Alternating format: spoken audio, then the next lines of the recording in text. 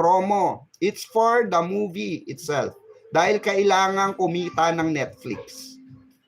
Okay? Pampaingay. So, sinabi ko yon. So, and so, go and go. Okay? May naglabas ng artikulo na confirm daw na si Barbie at si Jameson Blake ay mag-jowa. According daw sa kanilang source, ay mag-jowa daw sa totoong buhay si Barbie at si Jameson Blake. According sa kanilang source daw. Sa side, nino po? Ni Jameson Blake. Nakuha daw nila yung sa side ni Jameson Blake. Kaya nga sabi ko, this is the question. What about sa side ni Barbie? Ba't hindi kayo makakuha? Bakit talaga sa side ni Jameson Blake lang? Diba? So, dapat equal. Kasi kami nakakakuha kami ng info.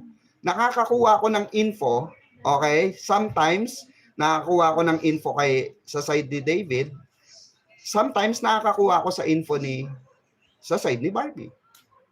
That's equal. Okay? So, sometimes, iba ang kwento ng side ni David.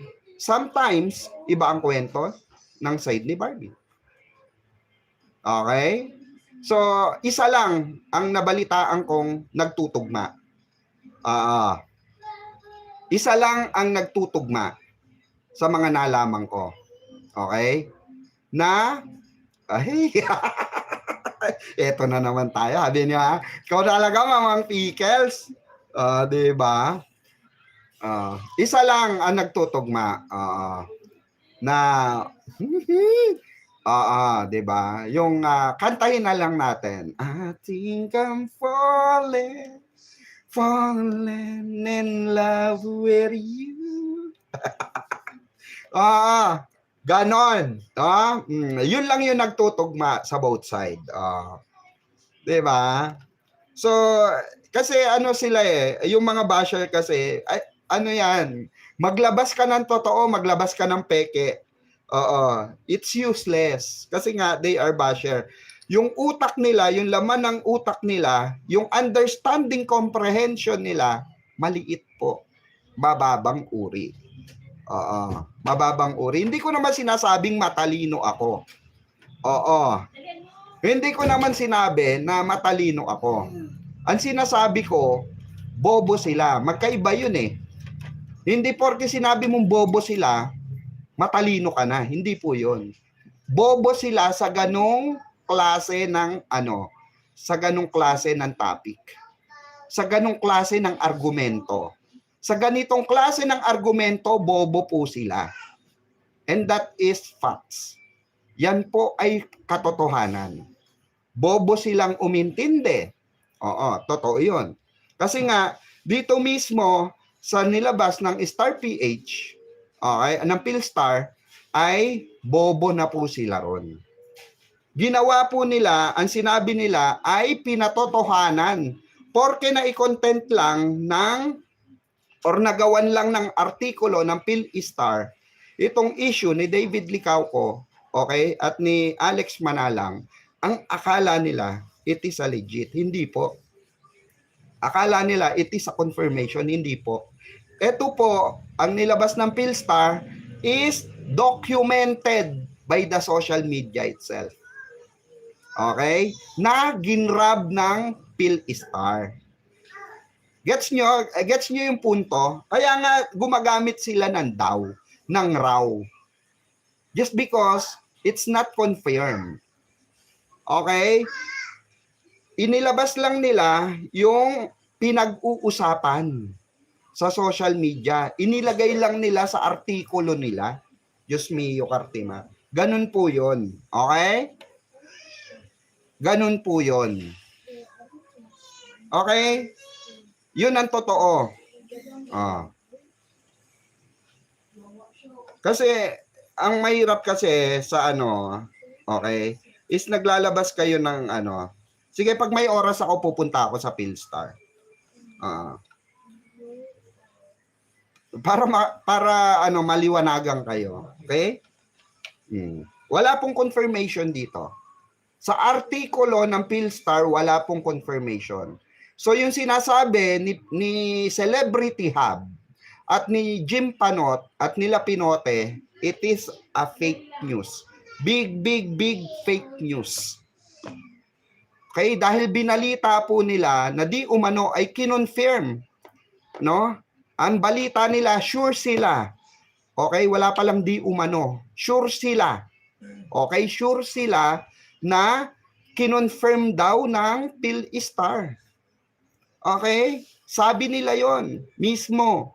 Kinonfirm daw na hindi raw fake news yung lumabas na photo. Ito po ulitin natin. Wala pong kinonfirm ang PhilStar. Kahit basahin nyo yung artikulo, ulit-ulitin nyo. Inilabas lang po, naglabas lang po ng artikulo ang PhilStar na may debating nangyayari between sa fake news at dun sa mga supporter ng Barda na lumalaban doon sa fake news or edited photo. Yung po yung nilabas ng PhilStar. Yung istorya kung bakit may issue itong photo na ito. Yun yung gustong ipaintindi ng PhilStar na hindi po maintindihan ng mga basher dahil nga low IQ sila eh. Mahina po ang understanding comprehension nila. Di ba? Did you get my point? Jim, hindi mo pa rin alam. Hindi mo pa rin alam yung tinatawag na na understanding comprehension. Di ba? Saan ka ba nag-aral? Babatukan ko teacher mo. Di ba? Sasabihin ko sa teacher mo, ma'am, pakibalik po ng grade 1 itong estudyante nyo at nako Diyos ko hindi ata natuto ito ng week ng mga sentences, okay? Hindi po ata na hindi po ata na nakapag-aral ng tama ito sa sa yun sa English, part of speech. No? Hindi po ata marunong itong umintindi. Kasi sa totoo lang mga kabarda, super obvious na may utak may sipon sa utak itong mga ito. Lalo na si Jim. Tignan nyo nga yung itsura niya, hindi niya maipakita yung itsura niya. You know why? Bakit takot siya na ilabas yung itsura niya? Takot siya mademanda eh. Takot kumalat yung itsura niya sa social media. Diba? Takot siya. Kasi pag kumalat sa social media, yung identity niya, may posibilidad na makasuhan siya. Sa lahat na ilalabas niyang artikulo. Kasi hindi siya marunong gumamit ng mga simpleng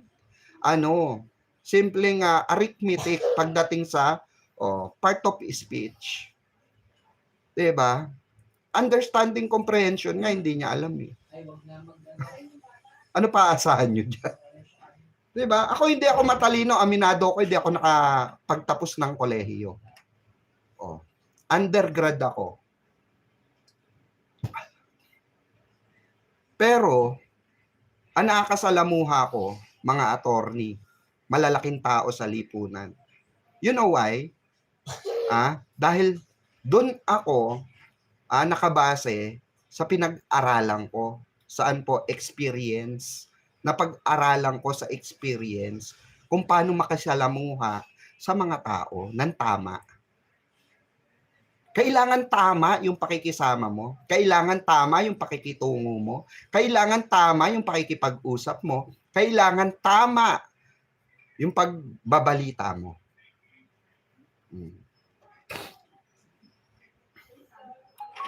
And lagi ko nga sinasabi sa inyo kung ako nga ang tatanungin nyo, diba? Kung ako ang tatanungin nyo, personal knowledge ko, kung ako tatanungin nyo, according sa I am Ma'am Susan B. Martyr, shout out. According sa mga kakilala ko na nakakakilala kay David at kay Barbie, okay? According sa kanila, mismo sila, may nakikita silang romantic sa mismong mata nila nakakakita sa dalawa na merong romantiko. Romantic. Okay? So kaya nga sabi ko, paano siya magiging fake news? 'Di ba? Binalita sa akin yun. Paano siya magiging fake news? 'Di ba? 'Di ba? Yung mga nagsasabi nun, kasama nila. 'Di ba? Paano magiging fake news kung mismo yung mga kaibigan nila nanlalaglag sa kanila? Simple as that. Paano ka tatawagin fake news? Gumagamit ka ng according. Di ba? Oh. Sila ang fake news. Kasi ang sinabi nila, 'di ba? Ang sinabi nila, matibay ang sinabi nila na kinonfirma daw. Kinonfirm. O, 'di ba? Kinonfirm ng ng PhilStar daw. Na totoo daw at hindi daw edited yung picture. Kasi nga mali yung pagkakaintindi nila sa article na isinulat. Actually, it's not it's not totally article basis. It's about article chismis. Kasi inulit lang nila yung chismis na nangyayari sa social media.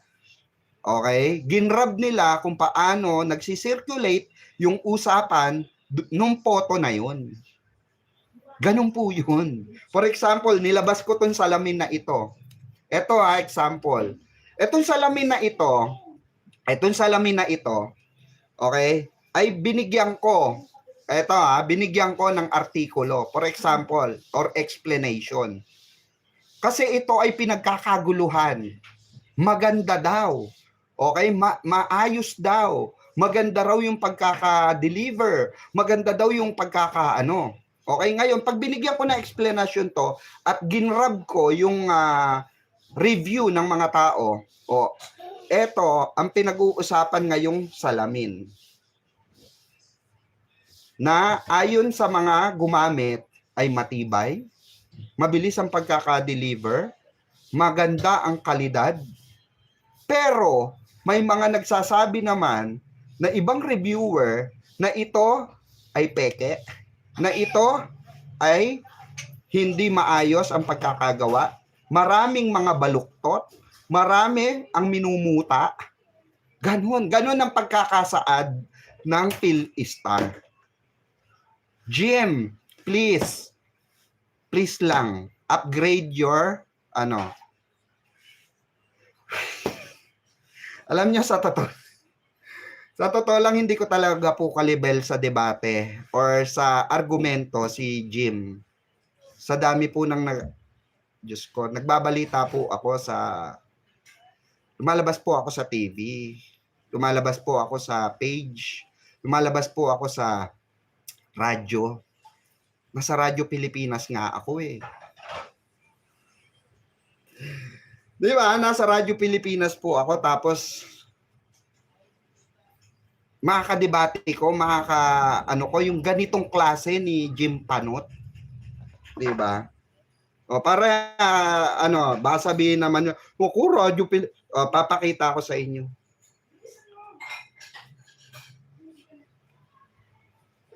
Babalita po ako, mga kabarda. At nakikipag-debate din po ako.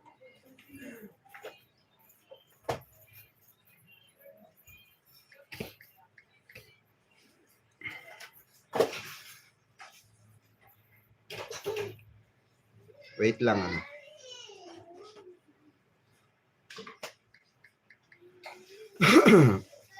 para po maano nyo po na hindi ko talaga intention na mandegrade ng tao, pero nadidegrade sila kasi nga hindi nila alam na bobo sila. 'Di ba? Kasi si Jim hindi niya alam na bobo siya hanggat wala nagpapatunay sa kanya na bobo siya. Yun ang legit.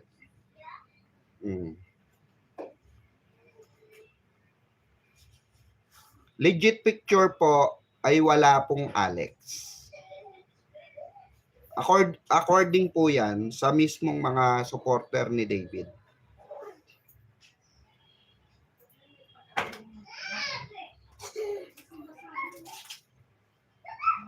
Wait lang ha, hinahanap ko lang.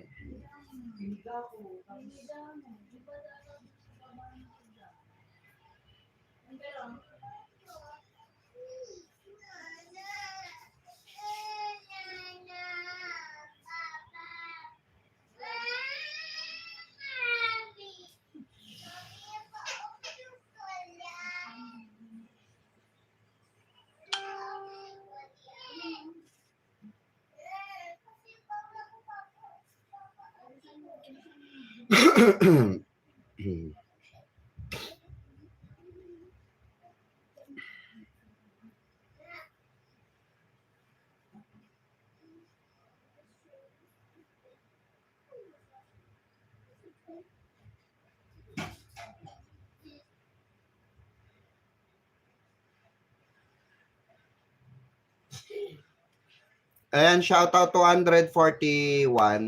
Ayan, Ma'am Adela Braso, shoutout po. Mega love shoutout po sa lahat.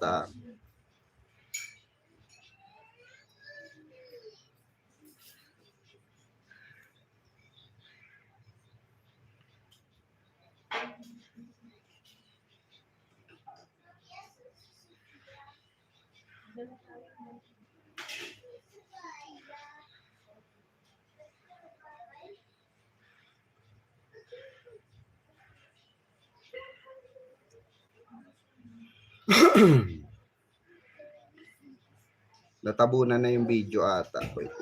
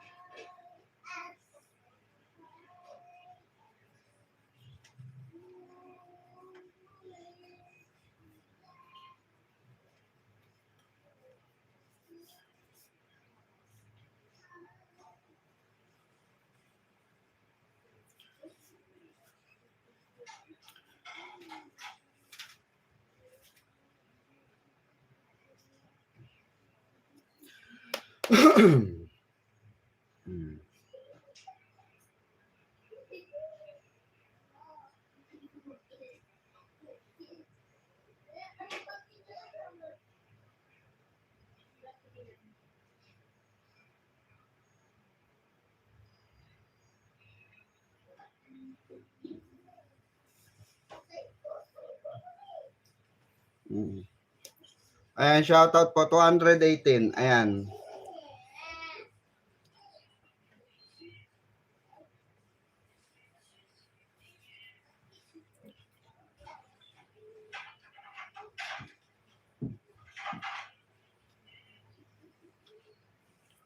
Tabunan na sa video ko. But anyway, back to the topic tayo.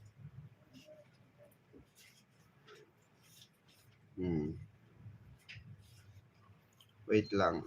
Nasaan na ba yun? Okay, back to the topic tayo.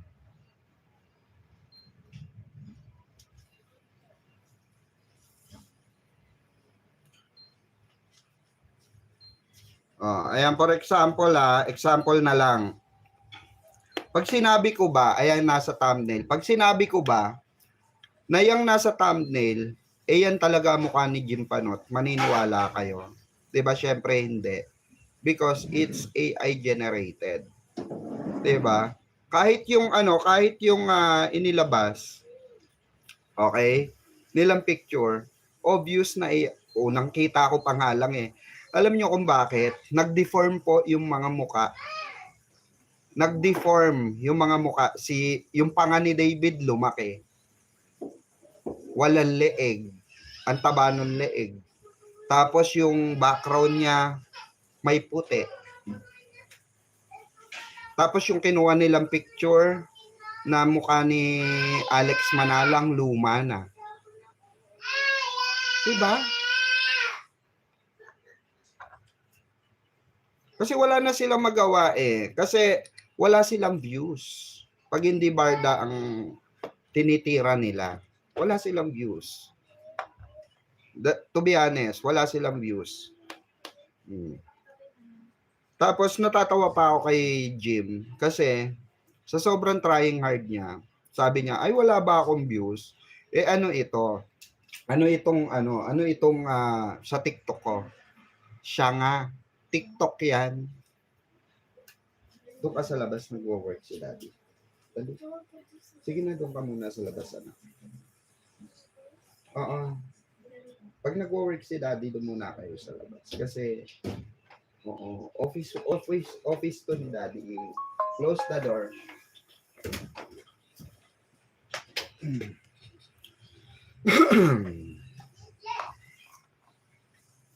Ayan, Ma'am Millie, shout out. Ayan, good evening po, Mama Dela Brazos. Ayan, shout out sa mga bagong dating Ma'am Rose Cruz. Ayan. Same to you, Mama Dela. Ayan, mapagpalang gabi po, Mamang Pickles. Ayan, good evening, Ma'am Rose Cruz. Ayan, shout out po. Mami, halika. Ay, sabihin ako.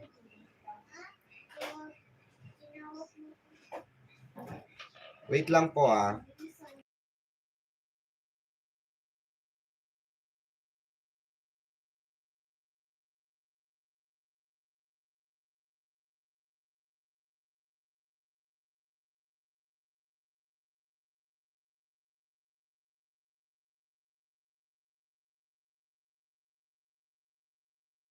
Ayan, 221. Ma'am Shirley Sabalia, good evening po. Ayan, sabi ni Ma'am Adela Bras, good evening po, Madam. Salamat po. Ayan, nakaabot sa live mo. Happy po ako sa lahat ng balita mo. God bless po sa lahat. Kasi, alam nyo, ang ginagawa kasi nila Jim Panot, dahil hindi na nga sila, wala silang credibility. Wala silang credibilidad. Ang ginagawa na lang nila, nakikipag-away na lang sila. Away na yan yung ginagawa nila. Pakikipag-away na. Kumbaga hindi na siya healthy at all. O sige nga kayo, comment down below. Kung healthy pa yung ginagawa nila, nakikipag-away na sila, mga kabarda. Hindi sila nagbabalita. Nakikipag-away sila. Magkaiba yung nagbabalita ka, magkaiba yung nakikipag-away ka. Humahanap sila ng tignan nyo lahat sa comment section. 'Di ba? Nakikipag-away sila. 'Di ba? Nakikipag-away talaga sila kasi yun ang hanap nila, kaaway. Na ibang-iba sa channel natin. Ang channel natin ay good vibes. Ang channel natin ay kilig moments. Ang channel natin ay pag-updates sa nangyayari. Ang channel natin ay pampawala ng stress. Diba? Sayang ang effort ng ng, diba? Oy, shoutout pala sa aking Multiple accessories by Tita Anita Diaz. Okay. Made from ano pa? Chicago, Illinois. Diba? Ganon. Oh. Yun ang ano natin. Yun ang main goal ng channel na ito. Pinagbibigyan ko lang kayo na sumagot ako kay Jim. Pinagbibigyan ko lang kayo na sumagot ako sa mga issue. But to be honest, hindi ko porte yan dito sa channel ko. Kasi meron akong porte na sagutan, which is politics. Okay? Ayokong, kasi dito, cool ako Okay? Ang personality ni Mamang Pickles dito is cool. Cool lang, chill lang, ganun. Habang kinikilig sa barda. Okay? So, hindi ko talaga, hindi porte ni Mamang Pickles na may patunayan. Wala pong ganun. Okay? Kung ano ang lumabas, kung ano mabalitaan ko, kung ano ang lumabas na balita, re-reaction na natin. Diba? Bibigyan natin ng pagpapaliwanag, bibigyan natin ng kuro-kuro, sarili nating saloobin at explanation. Kasi ako, hindi ako matapobre, hindi ako pero I want to end this conversation at all. Kasi ayoko na pong bigyan pa ng exposure yung walang kwentang mga tao. Like Jim. Kasi is not in my level. Okay? Hindi po siya ka-level ng sabihin na nating argumento. Kasi napakababaw po ng argumento. And even kayo, alam nyo sa sarili nyo yon. Alam nyo yung mga nilalabas nila. Alam nyo, kaya nyong i-analyze ng mabuti. Kaya nyong tignan kung fake ba or hindi. Diba? Alam nyo.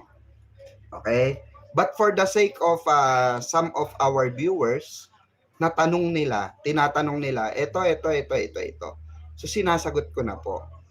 Fake news po. Yun sa PhilStar, dahil mali po yung pagkakaintindi, at wala pong kinonfirm ang PhilStar, wala pong sinabi ang PhilStar na sinabi nila, confirm na ito ay ayon sa PhilStar, hindi po nila kinonfirm doon, wala silang kinumpirma na fake yun at totoo yun. Okay? Wala po silang kinonfirm. Dahil ang ginawang article ng PhilStar ay nangyayari po or pinag-uusapan sa social media regarding dun sa photo. Okay? Kasi kasi sa totoo lang, ayokong maging harsh, no? Ayokong maging harsh. Pero sa maniwala kayo sa hindi, dudurugin ko po si Jim sa argumento. Kahit anong klase ng argumento, dudurugin ko po siya. Kayang-kaya ko po siyang durugin. Pero that is not my hindi part po yan, hindi po yan porte ni Mamang Pickles. Ang porte po ni Mamang Pickles ay magbigay kasiyahan sa mga barda supporters. Magbigay ng direktibang positibong pananaw sa mga supporters. That's my job as a Mamang Pickles. Okay? Hindi po ako nandito sa channel na to para po makipagdebate kasi meron po akong ibang platform na doon talaga, want to sawang debate, want to sawang babuyan, want to sawang walang yaan, want to sawang At hindi po biro ang mga nakakalabang ko sa mga debunking dyan. Malalaking tao po. Hindi po biro ang mga kinakalabang ko dyan. Mga may pera at may mga politiko po. Okay? Tapos ibababa ko ang level ko sa isang walang muka na hindi man lang alam yung salitang understanding comprehension. Diba? My goodness. Wag naman po. No? Wag naman po. Diba? So sinasabi lang natin na ano na kahit saang aspeto, oo. Kahit saang aspeto, dudurugin ko si Jim. Kaya ko siyang durugin.